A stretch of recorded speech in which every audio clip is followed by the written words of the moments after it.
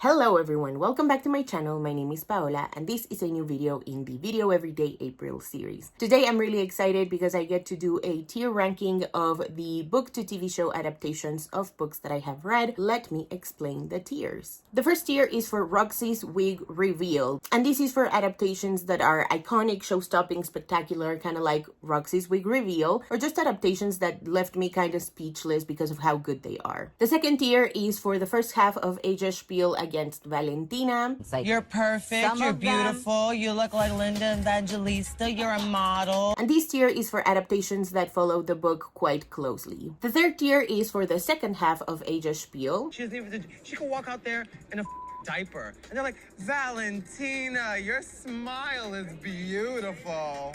And this tier is for adaptations that are either too different from the source material, and I don't really recommend the book, or maybe the book and the TV show are equally entertaining, but they are not as close of an adaptation as the first two tiers. Tier number 4 is for Reading is What? Fundamental, and it is for adaptations of books that I think you should definitely read regardless of what I think or of what you think of these adaptations. And finally, tier number 5 is for Mama, this is garbage. And this tier is pretty self-explanatory. Basically, these TV show adaptations wasted my time. One thing really quickly before we get started, I have a Patreon where if you join, you will get early access to all of my content, as well as an exclusive newsletter. There's 3 tiers, $2, $5, and $10. They all get the same benefits. It's just a matter of how much you want to contribute to the channel. I would very much appreciate it if you could support me over there. That's all. Let's move on. The first adaptation that we have here is the Shadowhunters TV show. I remember being so excited about this adaptation when it was first announced.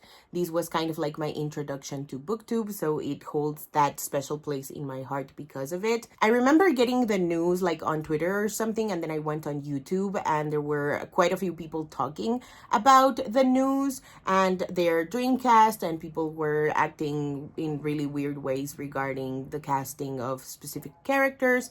We don't have time to get into that. At the time, I was also a big fan of the Mortal Instruments series. I hadn't read yet the original trilogy, not the original trilogy, what's it called? The Infernal Devices trilogy, I hadn't read it yet, but I was thoroughly invested in Clary's story. I really enjoyed the love triangle. I really loved all the supernatural creatures that came together in the series. I thought it was thoroughly entertaining. However, the TV show made some really weird choices. I think for the most part, it was entertaining. But on the other hand, the people didn't really have good chemistry with each other. I think specifically Clary and Jace were just so awkward. There is a moment where Clary slaps Jace, and it's supposed to feel like a little flirtatious. And I just remember being like, ugh, they do not look good with each other. And it was honestly kind of shocking because off screen, the two actors seem to have a really good relationship. They seem to have like a good friendship going on. At least that's what it looked like. But on screen, as romantic pairs, they looked really, really awkward. I think the only 4 people that I enjoyed in the show were the siblings whose names are escaping me, Harry Shum's Jr. character, whose name is also escaping me, and the guy who plays Simon. So I don't know where I want to put this one. I don't know that I would recommend this series, so I don't want to put it in Reading is What Fundamental. So I'm just going to put it in Valentina, your smile is beautiful. Because I was entertained, at least for the first season. Next up, we have A Series of Unfortunate Events. And this one was thoroughly entertaining.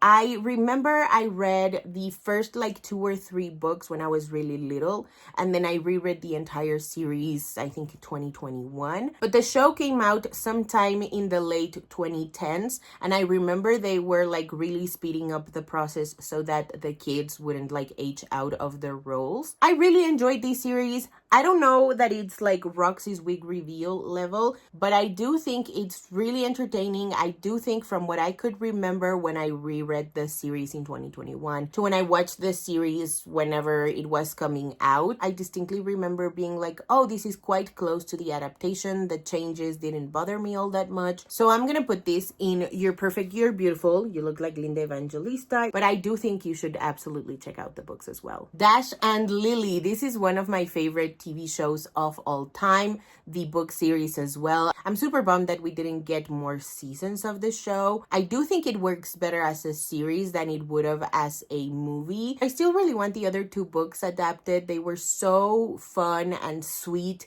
They felt really like grounded in reality while also having that whimsy that Dash and Lily have for one another. I really enjoyed this first season. I think it works better than the book in terms of how the challenges go about, in terms of how they get to meet each other and all of that fun stuff.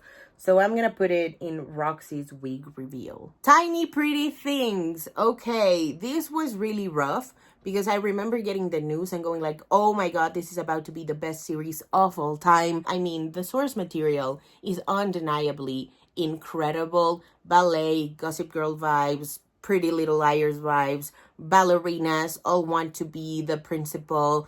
They all face different challenges to be the principal. I love all the themes it explores, from racism in the ballet industry to drug use and eating disorders, and how ego plays a huge part in all of this. It is hands down one of my favorite duologies of all time. And then I watched the TV show and I was so confused. I didn't mind the changes in names or the change in setting because the books are set in New York and the TV show is set in Chicago. I also really liked the cast because they were supposed to be primarily dancers and they definitely showed that. However, as an adaptation, it was really rough. One thing that really pissed me off was when Beth gave somebody else credit and they were like, yeah, no, you're better than me for that, or something like that, or no, you're the better dancer. And I was like, Beth would never say that. Beth would never say that. She would think it and she would hate herself and that person for it, and she would work extra hard to be better, actually better than this other dancer, even though she knows in her heart of hearts she could never be that, and that would in turn continue on with the cycle of her hating herself and this other character. And I just can't oversee that flaw. On top of the outrageous things that they included in the TV show, we had a really inappropriate like adult teenager relationship. We had two actually, because one of the kids, who I don't even know if he's in the books or not, but he's like Oren's best friend, and Oren is supposed to be Alex in the books, I think. And he's like super Islamophobic. He's like the absolute worst. And he sleeps with the school's headmistress or something. It was so disgusting. And I really hated that he was like, I'm 18. We're both adults. We can absolutely do this. Like, sir, shut up. And the second inappropriate relationship, I forget his name in the books, but in the show, he's Shane, and he has like a really big fat crush on Oren, who's dealing with a whole bunch of things on his own. And then I can't remember if he like gets tired of waiting for Oren or what, but he's on a dating app and he stumbles upon this guy, and this guy is easily like 23 years old and he's supposed to be 16 or 17 years old, and I really hated that. I also really hated the like Epstein ring thing that they tried to insert in the show. It was so uncomfortable because they all kind of like alluded to it and talked a little bit about it. They would mention it and then they would never do anything with that. It was truly one of the most horrifying YA adaptations that I have ever seen in my life. It was entertaining, but it was so bad. It didn't even get to camp level. It was just like really bad and uncomfortable. Now, I'm gonna put this in Reading is What? Fundamental, because you should absolutely check out the duology. And if you've seen the TV show and you're like, I don't know about reading the books, just do yourself a favor. Forget you ever watched the show and read these books. They are phenomenal. Next up, we have the first season of Shadow and Bone. This was an interesting TV show because it is definitely one of my favorite things that I watched in 2021. However, I don't think that without the book, the TV show works as well.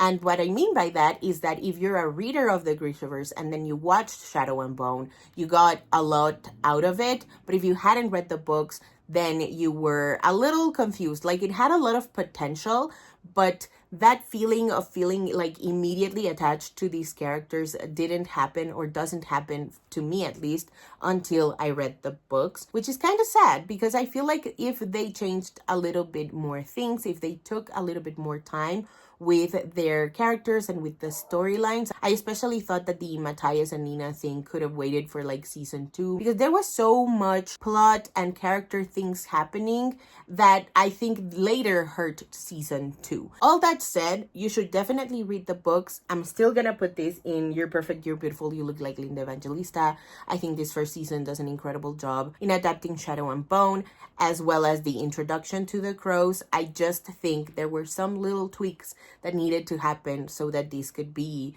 as amazing, show-stopping, spectacular as Roxy's wig reveal. Now it's time to talk about season 2 of Shadow and Bone. I thought was really fun. Yes, a lot was happening. Yes, it was kind of convoluted. I had a fun time with it. I love that they gave me my ship. I don't really love that they meshed Season Storm and Ruin and Rising, because I feel like that hurt the pacing of the show a lot because of how quick things are going. Whereas season 1, I think, really set up a good stage for season 2 to be fantastic. As much fun as I had in season 2, I do think the pacing was really hurting. The amount of characters was getting kind of unmanageable, even though I still really loved Tolia, Tamar, and Nikolai. I also did enjoy the changes, but it was a lot happening in just a couple of episodes. So I'm gonna put this in reading is what fundamental, but that doesn't mean I didn't enjoy it. I actually did. But now that I have read the books, I'm like, oh man, they really should have slowed down a bit. And again, tweak the show so that it appealed to more people other than just readers. Next up, I want to talk about the first season, and only the first season, of The Summer I Turned Pretty. This was a really solid adaptation. I only read the books after watching the first season of the show, and I was thoroughly impressed with the show. I really enjoyed the performances. I really enjoyed all the changes and all the additions that they had in the TV show. The book it's more of a character exploration than it is a thing with a plot. And so I enjoyed the debutante ball, even though I don't think it made a lot of sense now that I think about it a lot. But anyway, I still really enjoyed that first season. I do think they fumbled with Belly saying yes to Jeremiah in that first season, because that doesn't happen in the books. And I feel like that completely affected how much I enjoyed seasons 2 and the little bits that I watched of season 3. Anyway, we're here to talk about season 1. I think this season is solid. Do I recommend the books? Not as much now as I would have in years prior. I'm gonna put this in You're Perfect, You're Beautiful. Although there is one scene where they're doing the play it forward and Belly is meant to be winning and stuff. Oh my god, that scene was so long. That montage, sorry, it's not a scene. That montage was so long that it went on forever. It was like 4 songs or something like that. And it wasn't... Anyway, let's move on. Daisy Jones and the Six. Immediately, mama, this is garbage. This book and the announcement of this series had everybody in a chokehold. It was everything anybody could talk about, and I just kept my distance because I was like, I love that for you. I love that you're having fun over there. I'm going to have fun over here. And then pictures of the cast dropped and the excitement was ramping up and up and up. And I was just like, okay, I guess I'll just watch the TV show and see what everybody else is talking about. I don't know that I can be bothered reading this book. I don't know what my thought process was there. I just wanted to see the show. The first 3 episodes dropped on the same day on Amazon Prime, and I was bored out of my mind. It was unbearable. I think I stopped midway through episode 3. It was like 2 in the morning or something, and I was like, why am I watching this? This is annoying. This is bad. And so then I read the book and I was like, huh? I still don't really enjoy the book. Again, this is a case of the girls who get it and the girls who don't. I'm a girl who doesn't get it. This book is just not for me. I do think it is miles better than this TV show. I mean, it's supposed to be sex, drugs, and rock and roll, and they made it boring in the TV show. It's so boring. I also really disliked that they didn't get other actors to play them for the documentary bits, like whenever they're supposed to be talking in front of a camera. Because, I mean, Daisy was an addict, and so was Billy, and that does not show in Sam Claflin's and Riley Keough's faces. Where's the drug use? I mean, No, it was garbage. I'm so happy for everyone that enjoyed that show, that enjoys the book, that loves the album. That's just not me. American Born Chinese immediately rocks his wig reveal. This is based on one of my favorite graphic novels of all time. It follows 3 storylines that are seemingly separate from one another, but they all intersect eventually. And in the show, it's 2 storylines, but the second and the third are kind of mixed in that second storyline. I really enjoyed the performances. I particularly enjoyed Jean's characters. I feel like they gave the show a lot of groundedness. Everybody did such an amazing job. I was fully ready for this to be a limited series because there is only 1 graphic novel. But then as the show progressed, I was like, are they gonna make more seasons? I'm so down for that, but I didn't understand why. They had so much potential, and Disney was like, no, you're canceled. And it was annoying. It was really, really annoying because this show is fantastic. It is just as good, if not even better, than the source material. Highly recommend that you check out both. Vampire Academy, the Peacock series led by Julie Plec. Oof.